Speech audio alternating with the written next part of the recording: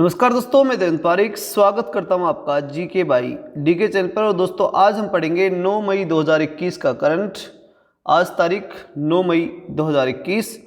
पहला प्रश्न, हाल ही में किसने कोरोना की ड्रग 2 डिऑक्सो डी ग्लूकोज को इमरजेंसी अप्रूवल दे दिया है? बहुत ही महत्वपूर्ण प्रश्न दोस्तों आज के लिए। ऑप्शन है अपने पास विश्व स्वास्थ्य संगठन, नीति आयोग, केंद्र सरकार, drug controller general of India. इसकी टोटल डिटेल दोस्तों इसके बारे में मैंने कल इसके लिए स्पेशली एक वीडियो बनाया था। इसके अंदर पूरी डिटेल आपको वहाँ मिलेगी, तो वहाँ जाएं और देखें, चैनल के ऊपर आप जा सकते हैं।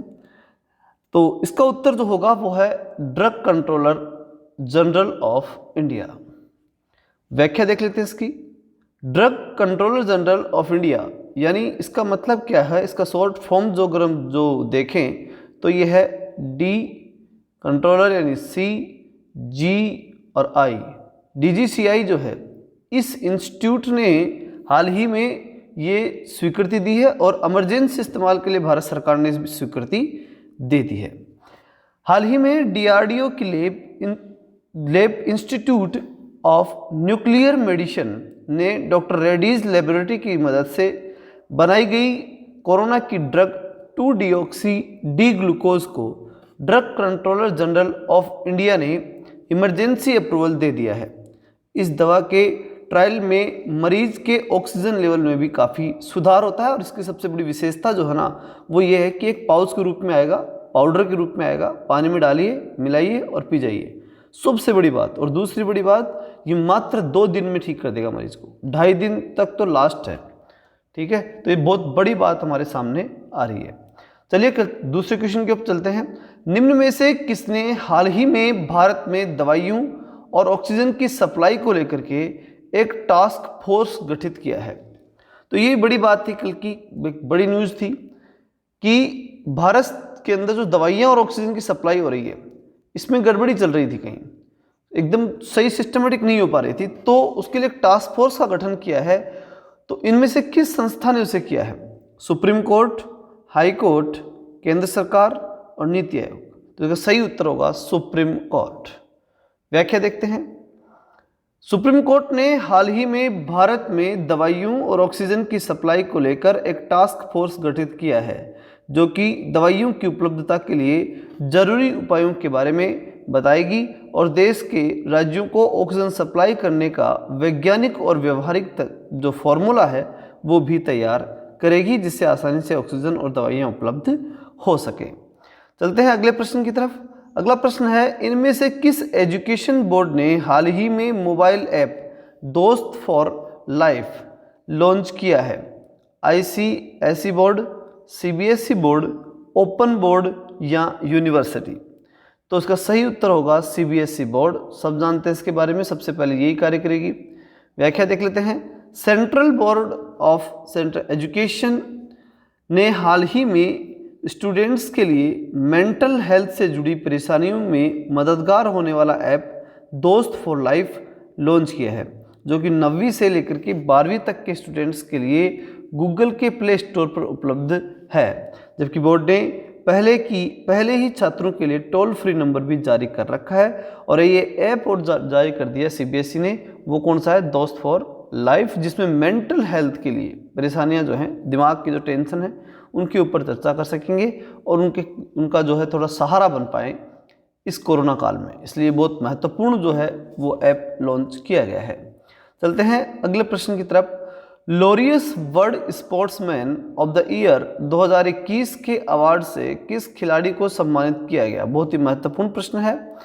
Laureus world sportsman of the year 2021, इसके लिए किस खिलाड़ी को अवार्ड से सम्मानित किया गया है? Lionel Messi, Rafael Nadal, Novak Djokovic या फिर रोजर फेडरर? बताइए। तो इसका सही उत्तर होगा राफेल नडाल। व्याख्या देख लेते हैं। टेनिस के महान खिलाड़ी राफेल नडाल को Laureus world sportsman of the year 2021 के अवार्ड से सम्मानित किया गया है, जबकि जापान की नाओमी ओसाका को sports woman of the year 2021 से सम्मानित किया है। तो दो बहुत ही महत्वपूर्ण प्रश्न है दोस्तों। स्पोर्ट्स मैन और sports women, sports man Rafael Nadal और स्पोर्ट्स वुमेन के रूप में नाओमी ओसाका जापान। ठीक है, चलते हैं अगले प्रश्न की तरफ। अगला प्रश्न है, जाने माने म्यूजिक कंपोजर वनराज भाटिया का हाल ही में कितने वर्ष की उम्र में निधन हो गया? 62 वर्ष की उम्र, 72 वर्ष की उम्र, 83 या फिर 93? तो सही उत्तर होगा इसका 93 वर्ष की उम्र में इनका निधन हुआ है। ये म्यूजिक कंपोजर थे वनराज भाटिया। व्याख्या देखते हैं। जाने माने म्यूजिक कंपोजर वनराज भाटिया का हाल ही में मेडिकल प्रॉब्लम की वजह से 93 वर्ष की अवस्था में निधन हो गया। उन्हें वर्ष 1988 में आई फिल्म तमस के लिए बेस्ट म्यूजिक डायरेक्टर का नेशनल अवार्ड मिला हुआ है, इसलिए बहुत महत्वपूर्ण है। जबकि उन्हें 2012 में उन्होंने भारत का सबसे बड़ा सम्मान पद्मश्री, सबसे बड़ा तो नहीं कहेंगे लेकिन एक बड़ा सम्मान बोल सकते हैं, ठीक है, पद्मश्री सम्मान उन्हें प्राप्त हुआ है। आगे चलते हैं। विश्व भर में चोरी की गई सांस्कृतिक संपत्ति की पहचान करने के लिए हाल ही में किसने ऐप लॉन्च किया है? World bank, NITI Aayog, interpole या DGCI? तो सही उत्तर है इसका, देखिए विश्व भर की जब बात आती है ना और उसमें भी चोरी की बात आती है तो फिर इंटरपोल काम करता है। ठीक है, सांस्कृतिक संपत्ति की पहचान करने के लिए हाल ही में किसने ऐप लॉन्च किया? इंटरपोल ने ऐप लॉन्च किया है। तो देखते हैं व्याख्या। विश्व भर में चोरी की गई सांस्कृतिक संपत्ति की पहचान करने के लिए हाल ही में इंटरपोल ने एक ऐप लॉन्च किया है। इस ऐप का नाम ID आर्ट है, जो गूगल के प्ले स्टोर पर हमें उपलब्ध होगा। इसका नाम क्या है? ID art. ठीक, ये गूगल के प्ले स्टोर पर हमें उपलब्ध होगा। विश्व भर की जो चोरी की गई संपत्तियों के बारे में पहचान बताएगा, साथ ही हमें ये मालूम पड़ेगा कि विश्व में कौन सा चोर है, क्या है, काफ़ी डिटेल्स इसके माध्यम से हमें प्राप्त होगी। ID आर्ट नाम से ये इंटरपोल ने जारी किया है। आगे चलते हैं। कानून राष्ट्रीय सुरक्षा के लिए खतरनाक बाहरी FDI की छटनी के लिए किस देश ने हाल ही में एक कानून पारित किया है? तो यहाँ प्रश्न में आप यहाँ से शुरू करें, राष्ट्रीय सुरक्षा के लिए, ठीक है, राष्ट्रीय सुरक्षा के लिए खतरनाक बाहरी FDI की छटनी के लिए किस देश ने हाल ही में एक कानून पारित किया है? जापान, इजराइल, इराक या फिर डेनमार्क? तो सही उत्तर होगा डेनमार्क, जो है इसका सही उत्तर है। व्याख्या देख लेते हैं इसकी। डेनमार्क ने हाल ही में देश के आने वाले भविष्य में कानून और राष्ट्रीय सुरक्षा के लिए खतरनाक बाहरी FDI की छटनी के लिए हाल ही में एक कानून पारित किया है। डेनमार्क ने यह कानून 5G नेटवर्क के निर्माण के लिए चीन के हुआवे की बोली पर सुरक्षा चिंताओं के बाद बनाया है। मतलब इस 5G नेटवर्क के कारण से उसे लगा कि कुछ सुरक्षा चिंताएं हैं, तो उनके लिए उसने ये चीज़ FDI, बाहरी जो FDI है उसे खतरनाक मानते हुए उसके अंदर छटनी करने का विचार रखा है। किसने? डेनमार्क ने। तो क्लियर है, डेनमार्क FDI में क्या करेगा? छटनी करेगा अपनी सुरक्षा के कारण से। अगला प्रश्न है, इजराइल की एक कंपनी इकोपिया किस देश में ऐतिहासिक परियोजना के लिए भारत में सौर प्रौद्योगिकी का उत्पादन कर रही है? UAE, श्रीलंका, भूटान या फिर नेपाल? बताइए। तो सौर प्रौद्योगिकी का उत्पादन कर रही है भारत में, ठीक है, इजराइल की कंपनी है, ठीक, जिसका नाम है इकोपिया। अब किस देश के ऐतिहासिक परियोजना के लिए, मतलब किसी देश में वो परियोजना चलाना चाहती है लेकिन उसके लिए काम कहाँ कर रही है? भारत में। तो वो देश है UAE, जिसके लिए इजराइल काम कर रहा है, लेकिन उसके लिए काम कहाँ कर रहा है? भारत में कर रहा है। देखते हैं व्याख्या। इजराइल की कंपनी इकोपिया संयुक्त अरब अमीरात में एक ऐतिहासिक परियोजना के लिए भारत में सौर प्रौद्योगिकी का उत्पादन कर रही है, जिसे अंतर्राष्ट्रीय federation of Indo Israel chambers of commerce की साझेदारी से शुरू किया गया है।